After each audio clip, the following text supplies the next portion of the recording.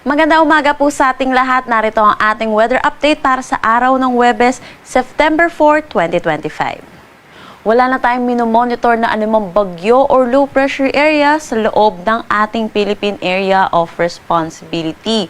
Pero sa ngayon po, patuloy pa rin ang pag-iral ng southwest monsoon or habagat dito sa may buong Luzon, pati na rin dito sa western section ng Visayas. Sa nalalabing bahagi naman po ng Visayas at kabuuan ng Mindanao, localized thunderstorm ang inaasahan natin na magdadala ng mga panandaliang buhos ng pag-ulan lalo na sa hapon at sa gabi.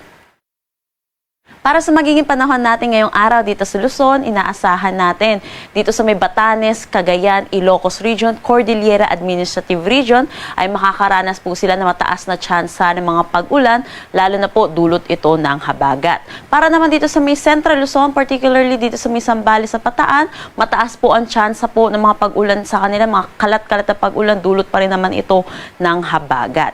Dito naman po sa atin sa Metro Manila, inaasahan natin ngayong araw makulimlim na panahon ang mararanasan natin. At hindi rin naman po tayo makakaranas ng mga tuloy-tuloy na pag-ulan, pero asahan din po natin may mga isolated tayong mga pag-ulan, pero mataas ang tsansa ng mga pagbuhos ng mga pag-ulan pagdating sa hapon at sa gabi. Dulot pa rin naman ito ng habagat. Ngayon po, habagat season pa rin po, so inaasahan pa rin po natin may mga pag-ulan pa rin po tayo na itatala, lalo na sa madaling araw.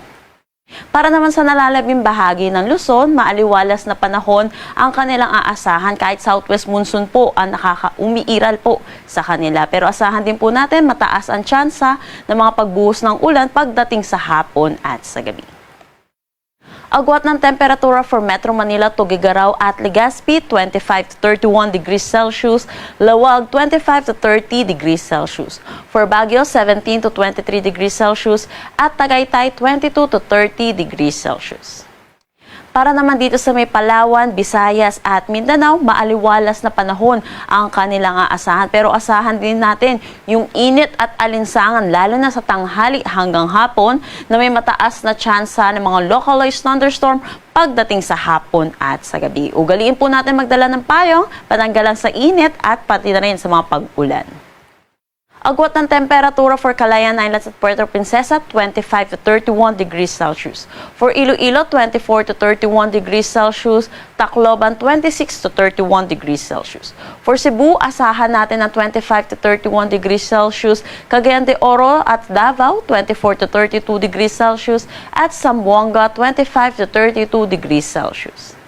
Wala naman tayong nakataas na anumang gale warning sa anumang seaboards ng ating bansa. Ang sunrise mamaya ay 5:44 AM at ang sunset mamaya ay 6:06 PM.